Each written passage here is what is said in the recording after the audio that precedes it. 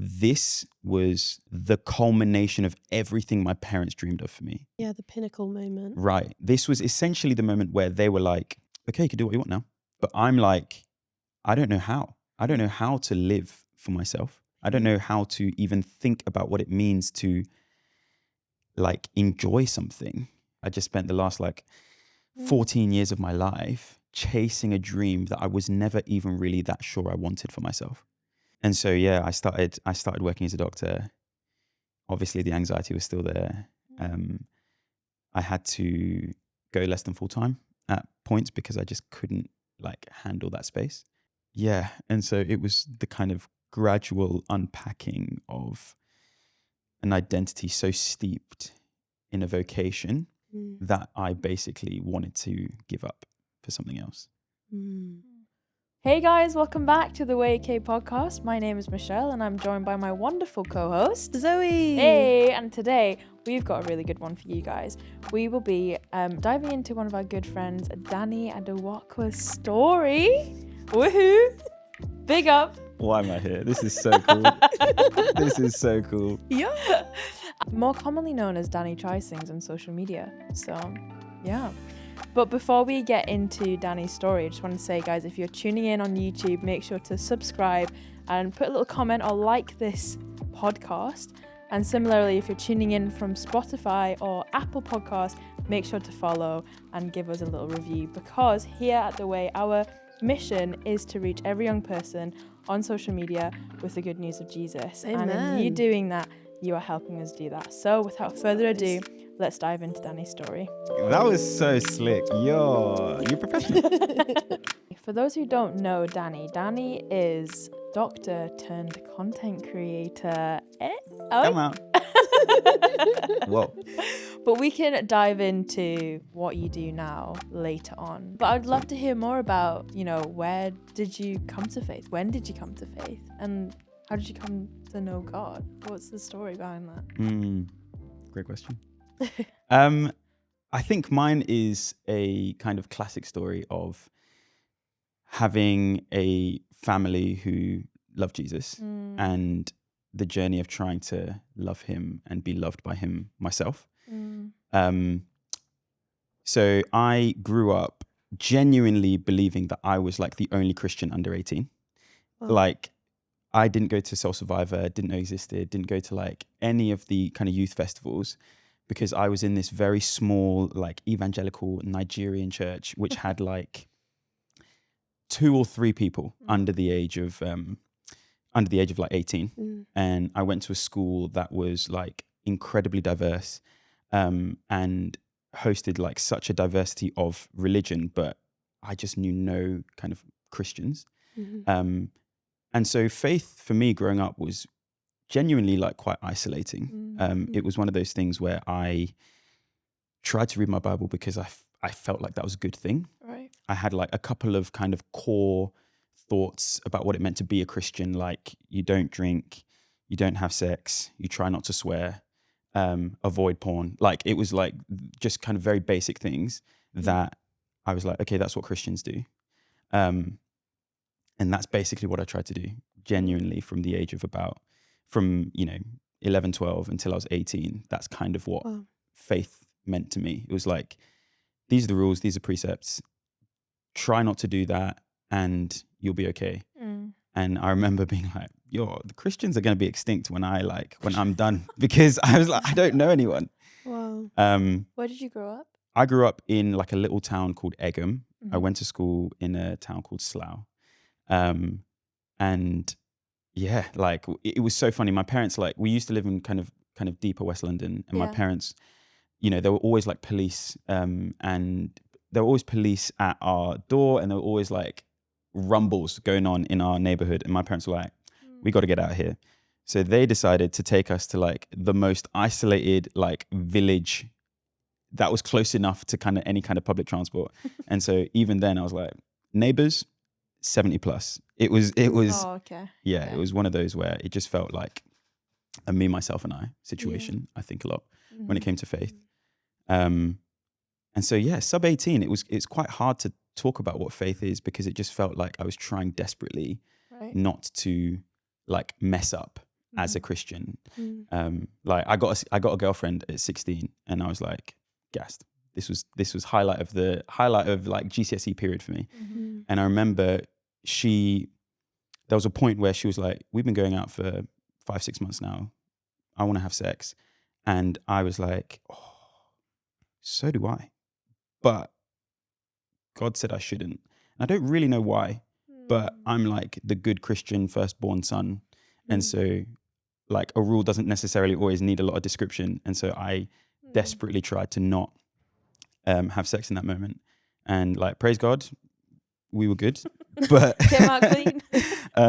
but I remember that being such a like interesting formational moment for me of being like, I'm working quite hard to like not do these things, but I have no idea why. And I don't really know how I'm going to find out. And then I went to uni. Oh, Different ballpark. the game began. The game began. It was honestly genuinely like jaw-dropping for me, because I remember I went to uni and entered kind of halls and this, that, and the other. And I didn't drink. I'd never drank until that point. And so I wasn't like partying or anything like that. But I was there basically like, okay, like it's going to be more of the same. It's going to be more of me as this isolated Christian boy who like doesn't drink and doesn't party and is going to go to the clubs teetotal and sober. And then a friend was like, oh, I'm a Christian. I was like, no. No, you're not. They don't No, exist. I don't know those people. Like, and she was like, oh, there's CU on Friday. And I'm like, what's CU? She goes, Christian Union. It's like a union for Christians. This is mad. Wow. And I went, and it was like breathtaking because it was full of these people my age who were genuinely like on fire for Jesus. Like this was the first time I heard even this phrase. I was like, what does that even mean? And it was a moment of being able to like travel in something in community, which was incredible. It was this moment of real like expedited growth of being like, oh, okay, like this is why you're convicted about X, Y, and Z thing. This whole rule-based way of faith that you've had up to this point is fine, but actually it's not the real truth of what the gospel says. There's And depth to it. yeah, there's more. Yeah. There's more to this. Yeah. And so I then spent the next few years like developing like truly wonderful kind of Christian friendships and relationships that helped me to understand who God was in a relational sense. Wow. Which kind of blew my mind, because like even outside of faith, my life was rules and regulation. It was like regime more than relationship. And so to have that kind of flipped was everything for me. Is that because you saw your parents also doing that? It's a good question. I think the fact was that my parents had a faith which was so beautiful but so unattainable for me as a child in a lot of ways. I think there was so much fervence seen kind of through my parents and through church. Right. Like I think one of the most beautiful things about growing up in like an African church is the like devotion to prayer and the kind of reliance on God for provision. But as a child and as a teenager, it felt they're there and I'm here. Right, okay. Like they pray, but the things that they're praying for like is not of context to me. Like, you know, there's all this chat about kind of like prosperity gospel praying for like affluence and this, that, and the other. And like, I'm 15, so I don't really understand. God, give me money. You know, thankfully the roof was there. So I was not kind of needing to tap into that. And obviously I would pray for exams and I would pray for friendships and this, that, and the other. But I think when it came to relationship, that I don't think was a context I really saw. I didn't see that. And that flipped a switch when you went to uni and you saw that there's other young people that are Christians as well at the Yeah. CE. Yeah. And you ended up forming friendships, I'm assuming, and that's what like helped build this faith that you found for yourself. Yeah. Yeah. I think it was, this was like 2015, 2016. I know that like the people are bringing out the 2016 photos right now. And That's true. that was me. It was like all these guys journaling, trying to hear the voice of the Lord, talking about relationship with him, talking about grace, talking about like his patience and his adoration, throwing around words like you are loved, you are the beloved. That was not language I heard growing up when it came to faith. And so, yeah, it was this kind of genuine revelation of, oh my gosh, I have a father who loves me, who is more concerned with the state of my heart and with the posture I bring to him in my heart than he is about how well I've served his church. That was like genuinely like kind of like world shattering for me. And that was a lot of what I then ended up kind of spending the next like 10 years trying to unpack and trying to like believe to be true, because my context was, and I hasten to add, I don't want it to sound like I'm bashing my upbringing, but the reality was what I perceived of my upbringing was performance. It was, how well do you perform when you need to perform? What are the grades that you're getting? Like, how are you serving the household? Like, how are you honoring your parents? How are you being a good son? How are you being a good brother? And the stats were the defining factor of that, And so to then go into the uni context where they had none of that. My friends were not, those weren't metrics of success for them. And so it was then like a bit of a moment of reset. And what did that reset look like for you? Like behind closed doors, like you've gone into this entirely new environment with all of these new people who are using all this language you've never heard before, and are basically just reshaping your idea of what Christianity was and could be. Like, how did that impact your own prayer life with God, or how you learned to see yourself maybe? Like, did that transform or change what you perceived as like the performance side of faith? I don't know if that makes that makes total sense. Okay. I think the reality was that it was the beginning of a relationship. And so it was all of the things that you expect when something begins. I got a journal for the first time, and it was like a moment to actually talk for, that rather than just being like, here, look, God, what I did. Yeah. It was, Lord, I'm feeling really anxious today. It was, I'm not reading my, verse of the day on the Bible app to tick the box so that I'm a good Christian so I can crack on. It was, okay, I'm trying to figure out, Lord, what Ephesians 5 means. Like, can you talk to me about it? Can you help me understand so that I can live from that? Yeah, it was, but it was also full of imposter syndrome. Really? Because all of my friends, all of the kind of the ones who were really helping shape me were also ones who had gone on gap years with, Youth with a Mission. They'd gone to some random country to spread the gospel at 18. Yeah. And I'm like, and in my mind, I'm like, I can't keep up with that. They've got songs to memorize, like books of the Bible. Wow. And I'm like in the contents page being like, yo, where's Leviticus? Yeah.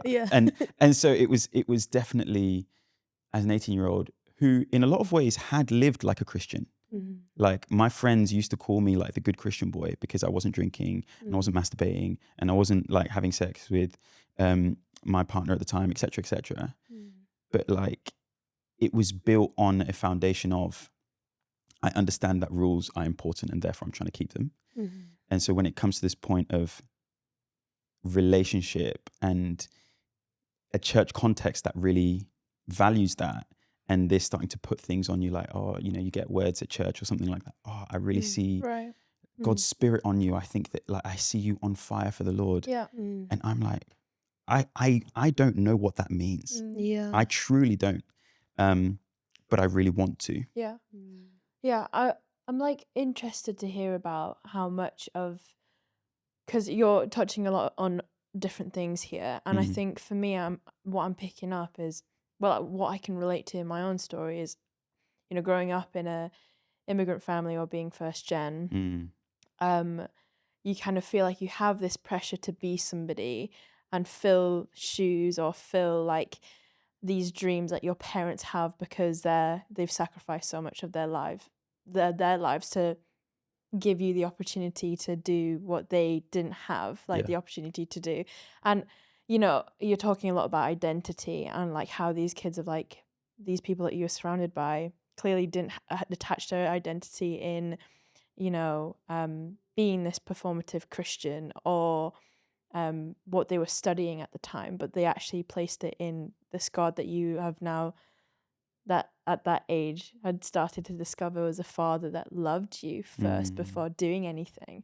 And I just wanted to ask, like, on a deeper level, like, dude, what was that journey like of, you know, learning that your identity wasn't placed on how much you did for God, but just being a son first? Yeah, like that is genuinely like the journey of my life so far. That is the thing that I'm trying the hardest to learn. I mean, to kind of go back, you're right that, you know, I'm first gen British. My parents are, they emigrated here from Ghana. And, you know, one of the things that they always said, which I love in a lot of ways, but also, you know, helped shape some of these thought processes, was like, you live in England, but you are raised in a Ghanaian household. Yeah, that's so tough, by the way. Yeah. And so I remember there are some wonderful things that I'll keep and embed into my family for the rest of my life. But one of those things that usually comes from those kinds of environments is this need and a desire for like performance and service to be mandatory, right? You know, they talk about it as like the honor shame culture, that when you are honoring the family, whether it's through your academics, whether it's through the way that you serve the household and all of that, you are honoring the household. And when you don't do those things, you bring shame on the household. And so, you know, I'm the first son, which again was so important in my household. And my dad was the first son and my granddad was the first son. And so the pressure and the responsibility like was generational. And so the thought process was like, how are you impacting your sister? How are you like showing what our household is like? And so performance was everything. You know, doing the 11 plus, getting into grammar school was the first thing. I was like 11 years old, up at 6 a.m. studying to do 11 plus and get into a grammar school. That was the first thing. And I remember so heavily, my dad always talks about how proud he was of my work ethic at 10, 11 to get into a grammar school. You get into grammar school and the kind of the seeds of what you're going to be when you grow up start. And my dad's a doctor. My mum is a psychiatric nurse. And so as soon as I started biology, they were like, yo, you like biology? You're a doctor. Boom, done. Wow. I remember, what was it? Book Day, World Book Day. Yeah. Dressed up as a doctor. And so it was all of these things where those are the seeds that start to be planted. And then you start getting to GCSEs and you can be whatever you want until it impacts studies, and then you can't be that. In year 7, I love music, and I started and I begged my parents to get drum lessons, and they said, yep, no problem. And then I got drum lessons, was about to do grade 1. I was so happy. And then I think at a parents' evening, for instance, one of my teachers said, you know, Dan's doing great, yada, yada, yada. But, you know, I noted that he like missed 15 minutes of like the end of a lesson to go to his drum lesson. And, you know, it's something that we want to like pick up on. And I'm there like, yo, teacher, why are you outing me? Like, but that was the end of drum lessons. No that was way. it, done, because it That's impacted such a shame. on my academics. Yeah. I was a competitive swimmer and loved swimming, But then when I was like 15 or 16 and my parents perceived that the swimming was getting in the way of revising, gone. And so it was these moments of like really tangible reminders that like you can be who you want to be until performing matters, and then the performance matters. And so that was the way I was seeking affirmation and validation. So GCSEs roll around and I'm trying to do as best as I can, get good grades, parents are happy. Summer, I can do some swimming. But then when A-levels come around, back in the grind. You know, year 12 and 13 come around, I get the position of head boy of the school. Parents are gassed. It's amazing. Good on UCAS. Do A-levels, get good grades. Another quiver, another arrow for the quiver. I get into medical school. Like, it was one of the first times I saw my dad like cry from joy was that day. And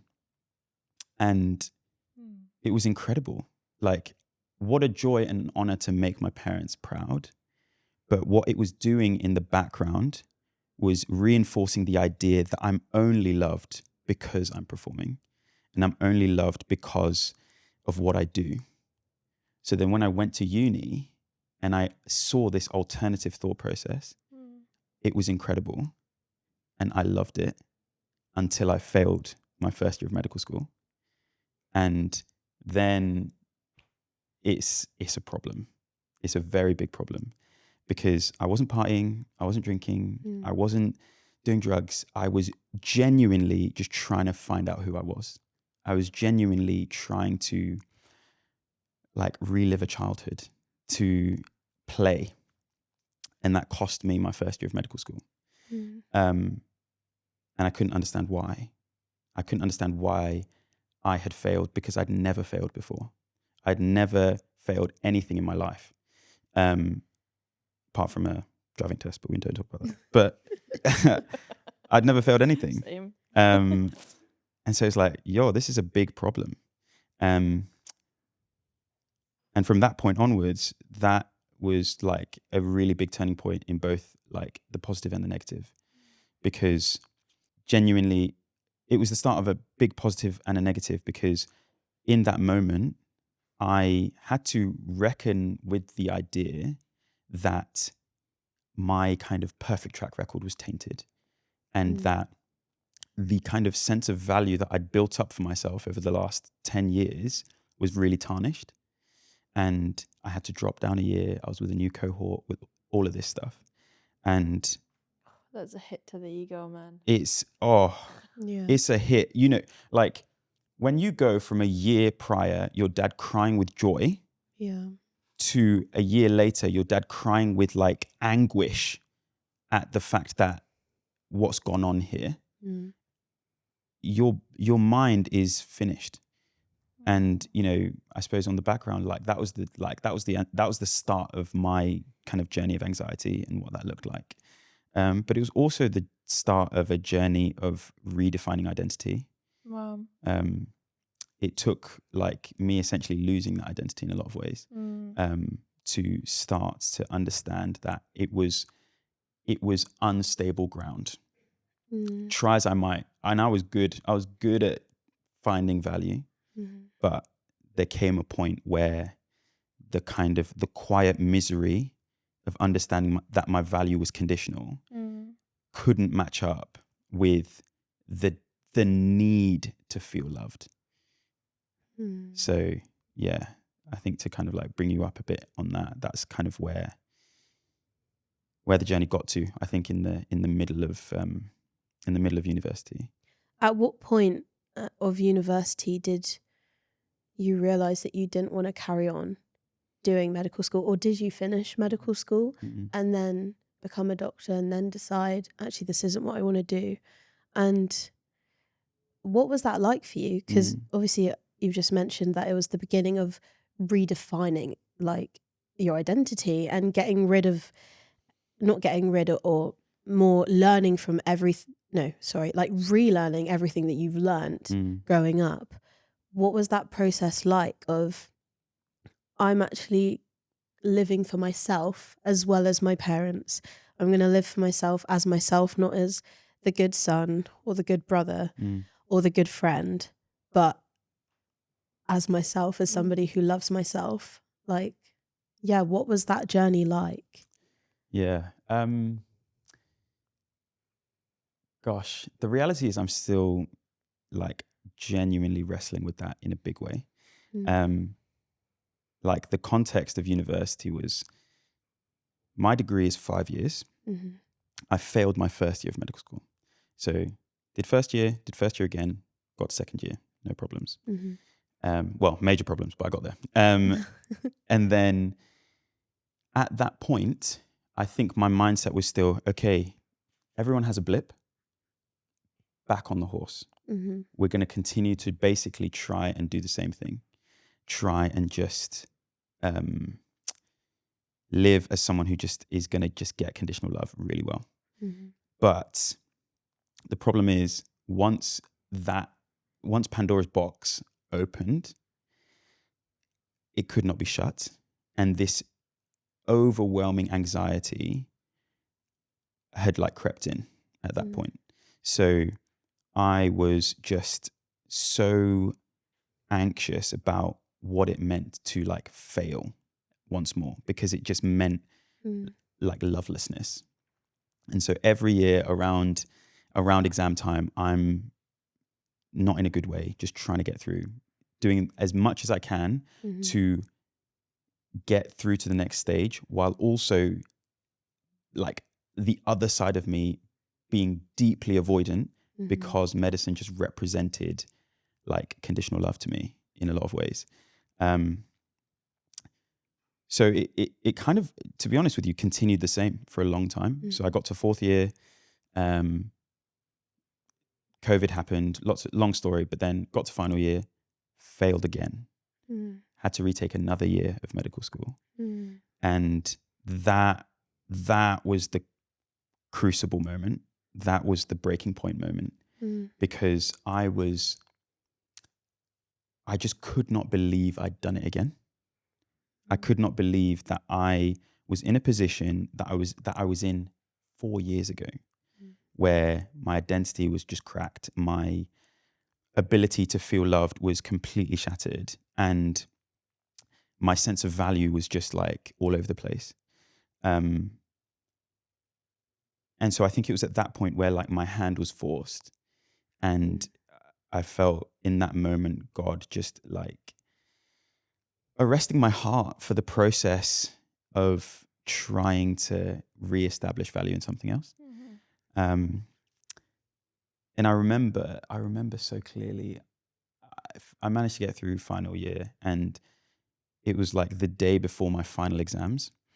And the way like that my anxiety predominantly came up was in like heart palpitations, of like just feeling so like deeply physically uncomfortable.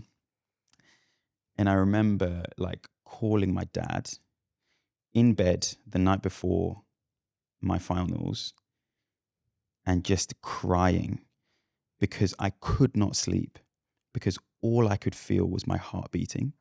All I could think about was the fact that I was just going to fail again, and that my psyche couldn't handle it, that I couldn't fathom the idea of failing again, because I so desperately wanted to leave medicine, because I so desperately wanted to find an identity for myself outside of this place. Yeah.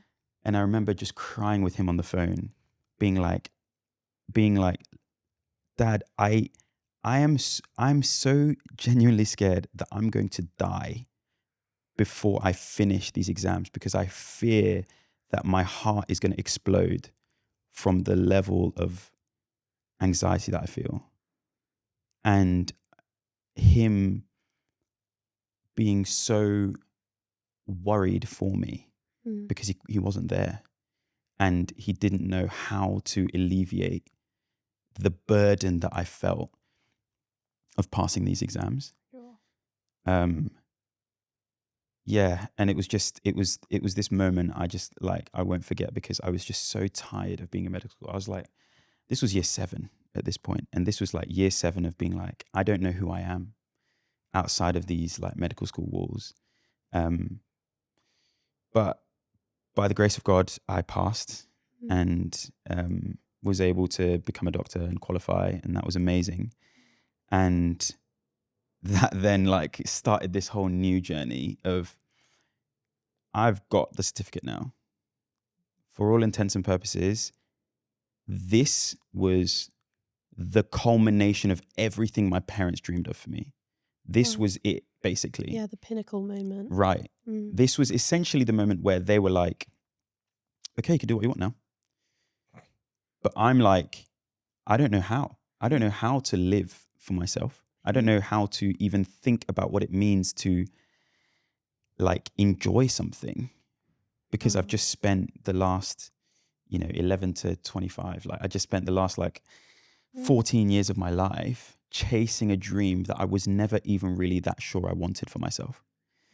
And so, yeah, I started working as a doctor. Obviously the anxiety was still there. I had to go less than full time at points because I just couldn't like handle that space in a lot of ways. Whoa. I think it was the first time once I'd finished med school and was working that I felt the Lord giving me permission to dream, giving me permission to think for myself, to think, like, what do you enjoy? Because I enjoy the things you enjoy. What do you feel called to? Because I put the calling on you. What do you love? Because I love what you love. Yeah. And so it was the kind of gradual unpacking of an identity so steeped in a vocation that I basically wanted to give up for something else. That is so powerful as well, that once you got to that point, you'd achieved everything that your parents had you'd achieved everything that your parents had dreamed and imagined for your life. You're there and you didn't feel that fulfillment.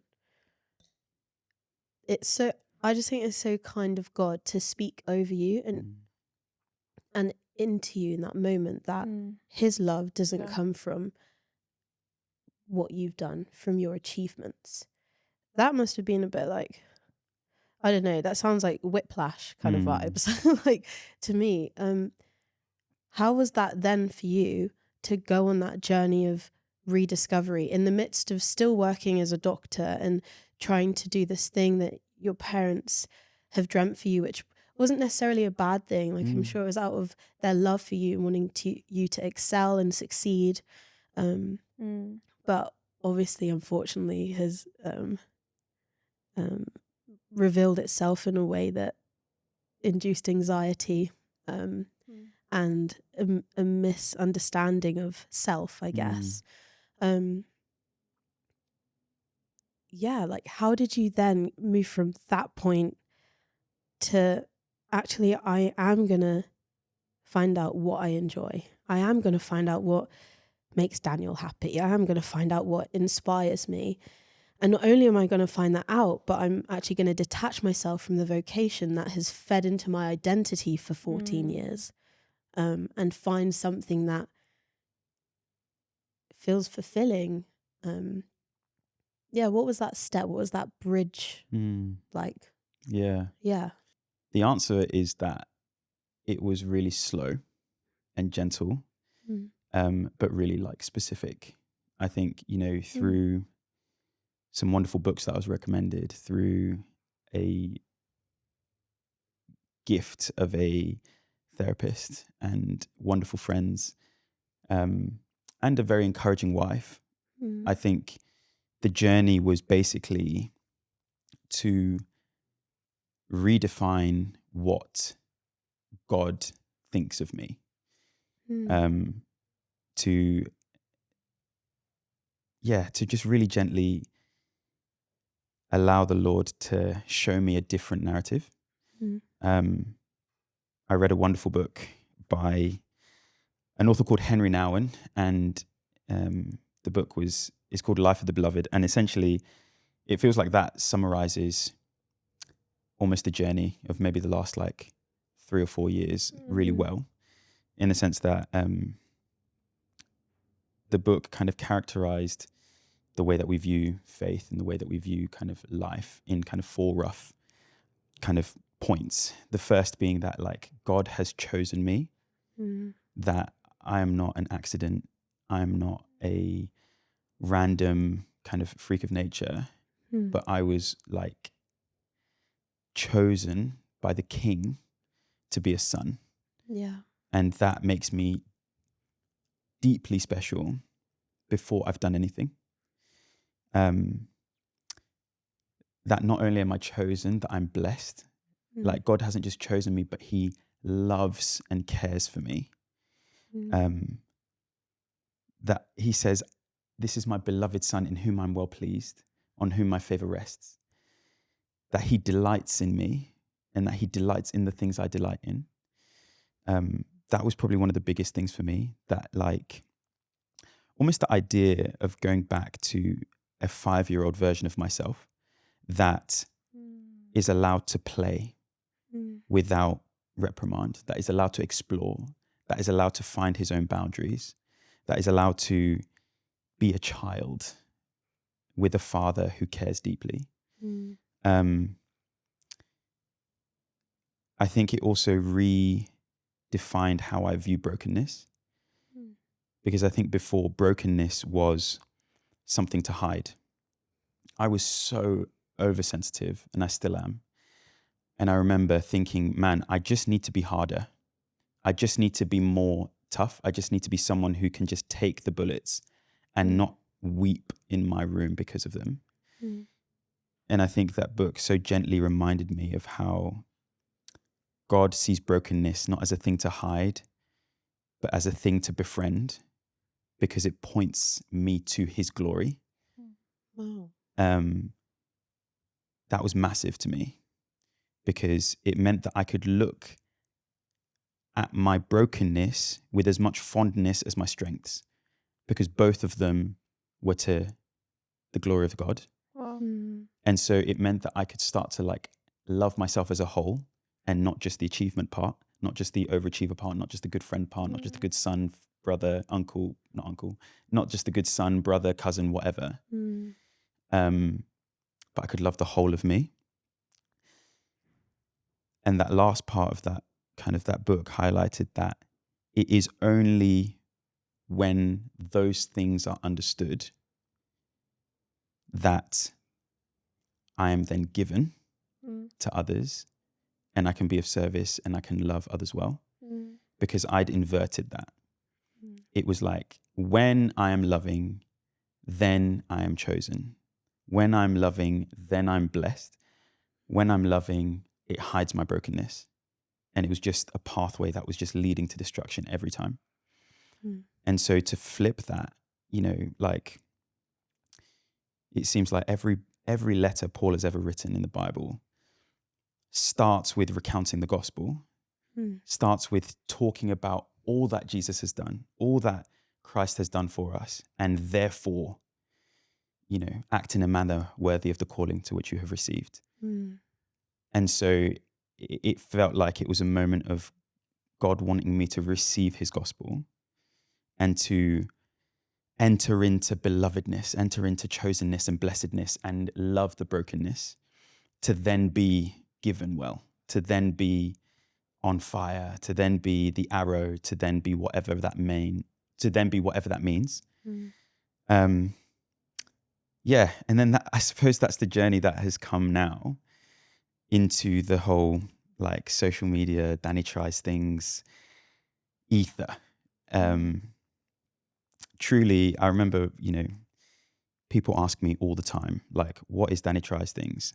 And as like a entrepreneurial guy, as someone who wants to like explain my social media platform well so that people follow, so that people like and comment and whatever, I'm always trying to like come up with like I'm always trying to come up with the phrase, right?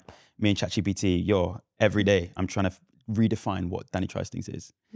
But in reality, at a core, this social media platform, this whole world that I'm in now, is God's gift to me of being able to play with him without a need, without a reason. It's basically an outlet for me to learn what I like, to be someone who can just be fun for the sake of fun. Yeah. And if someone else feels encouraged of that, then that's incredible. But thankfully, it's just a gift to me. And so I'm now in the like season of just playing. And I have the joy of being able to like walk alongside other people in the space. In that, I have the joy of being able to help other people like strategize and think about how they are on social media and all that kind of stuff. And that's the being given part. Like I'm given to be someone who helps other people like shine, and that's incredible. But at a core, I am just like playing around and just trying to have fun, basically, and like being able to learn what it means to be a son as a result of that. Wow. Danny, I feel so blessed by this. Like the whole conversation around identity and then rediscovering that and what that actually is in the Lord for you is just so beautiful to hear. And like that I feel deeply impacted by, and I'm sure those listening to are too. And I was just wondering, as we wrap this up, would you be able to pray for those who are kind of on that journey of that, I guess, rediscovering what their identity is in as a child of God? I'd love to. Amazing. I'd love to.